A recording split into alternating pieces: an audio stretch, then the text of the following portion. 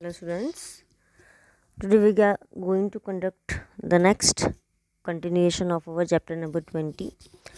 Today we are going to study about the muscle contraction, that how the muscle will contract and how our body help the contraction. ठीक है, हमारी body की वजह से वो contraction जो है कैसे हमें हेल्प करता है कि हम मूव कर सकते हैं easily from one place to another place. तो मसल कॉन्ट्रैक्शन का जो एक्सप्लेनेशन हम लोग इसकी बात करें कि एक्सप्लेनेशन किसके बेसिस के ऊपर, तो ये हमारी आती है स्लाइड फिलामेंट थ्योरी।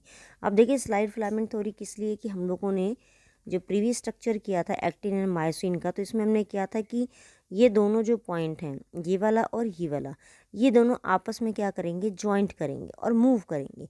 अब ये फिलामेंट कैसा है, लॉन्ग है, ये फिलामेंट हमारा शॉर्ट है मायोसिन वाला, तो ये इस तरीके से ऐसे ही ज्वाइन करेगा और हमारा फिर जो एक्टिन वाला फिलामेंट है आगे पीछे इस तरीके से मूव करेगा। That's why it is called as a sliding filament theory. ठीक है, और ये स्लाइडिंग फिलामेंट थ्योरी जो है ये प्रपोज किसने की थी, ये प्रपोज की थी हमारी A.F. हॉलेक्स ने और रैफल नेजिगर्ड ने 1694 में। ठीक है, और इसके बाद फिर साथ में एक और दी थी हॉलेक्स और जीन हैंसन ने। तो ये हम इन 4 का ही नाम देते हैं। रीज़न क्या था कि इन्होंने दो के ग्रुप में अलग अलग वर्कआउट किया था। किसी ने एक्टिन के प्रोसेस के बारे में स्टडी किया था और इनमें से 2 ने बताया था कि मायोसिन जो है वह कैसे वर्कआउट करती है।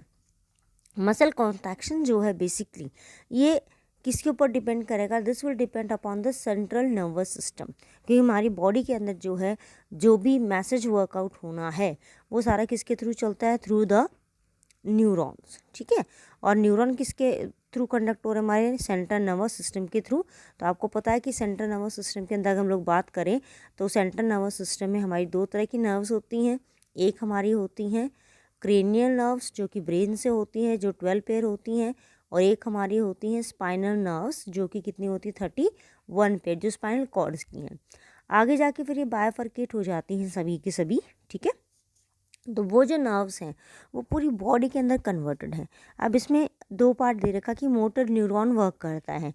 देखिए 2 न्यूरॉन होते हैं हमारे, जैसे फर्स्ट वन हमने बोला इट इज़ सेंसरी न्यूरॉन और दूसरा हमारा होता है मोटर न्यूरॉन। सेंसरी न्यूरॉन का मतलब होता है कि ये वो न्यूरॉन है जो कहीं से भी जो साइट है हमारी, ठीक है, जैसे मान लो हमारा हैंड है, वहाँ पे हमने किसी हॉट ऑब्जेक्ट को टच किया है तो उस मैसेज को लेके जाना ये कौन करेगा, सेंसरी न्यूरॉन। वहाँ से हैंड को बैकअप खींचना है, ये काम कौन करेगा, हमारा मोटर न्यूरॉन। और मोटर न्यूरॉन का इफेक्ट हमेशा किसके ऊपर होता है, इसका इफेक्ट होता है हमारा हमेशा मसल के ऊपर। ठीक है, अब आगे देखते हैं इसमें जो जंक्शन होता है, basically the junction between the neuron and the sarcoplasm. अब ये डायरेक्टली अटैक नहीं करेगा, जो हमारा सार्कोप्लाज्मा का आउटर मेम्ब्रेन जो हम लोगों ने स्टडी की थी कि हमारी जो मसल सेल था उसके आउटर मेम्ब्रेन हमने स्टडी की थी, उसको हम लोगों ने किसका नाम दिया था, हमने बोला था इसको सार्कोलेमा का। ठीक है, और सार्कोप्लाज्मा इसके अंदर का जो लिक्विड होता है हम उसको नाम देते हैं। तो सार्कोलेमा जो है इस तरीके से इसके एंड पार्ट पर, यहाँ पर इस पोर्शन पर प्रेजेंट होते हैं इसके रिसेप्टर जो कि न्यूरॉन्स के मैसेज को रिसीव करेंगे। तो इसको हम लोग नाम किसका देते हैं, इस पर्टिकुलर पार्ट को न्यूरोमस्कुलर जंक्शन या मोटर एंड प्लेट का।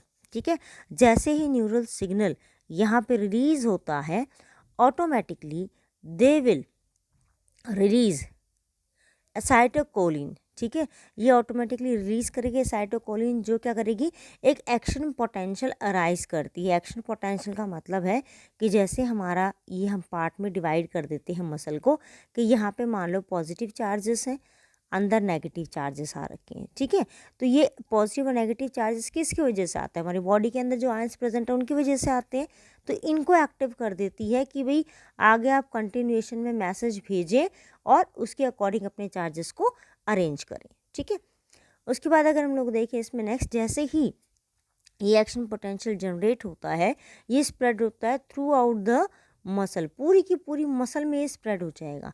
और जैसे ही मसल में स्प्रेड होगा they will release the calcium ion, और कैल्शियम आयन जैसे ही रिलीज होती हैं आपको पता है कि वो किसके लिए हेल्पफुल होती हैं, वो हेल्पफुल होती हैं ट्रोपोनिन के लिए।